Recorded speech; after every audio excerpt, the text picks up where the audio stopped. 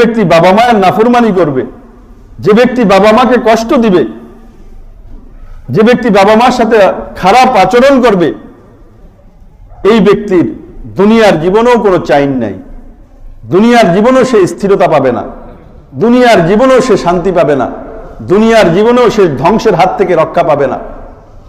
আর পরকালীন জীবন তো আছেই।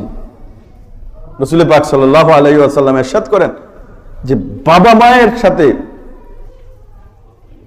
বাবা মায়ের অবাধ্য হওয়ার পাপটা, বাবা মাকে কষ্ট দেওয়ার পাপটা, বাবা মায়ের আনুগত্য না করার পাপটা, বাবা মায়ের অধিকার আদায় না করার পাপটা এমন পাপ, এমন অন্যায়, যেটা শাস্তি আল্লাহ পাক দুনিয়াতেই দেন, যেটা শাস্তি আল্লাহ পাক দুনিয়াতে দেন।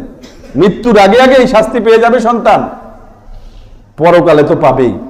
তো আল্লাহ পাক আমাদেরকে এত কঠিন, যেটা শাস্তি দুনিয়াতেও পাওয়া যায় আখিরাতেও আছে, এই ধরনের পাপ থেকে তথা বাবা মাকে কষ্ট দেওয়ার থেকে আল্লাহ পাক আমাদেরকে হেফাজত করেন।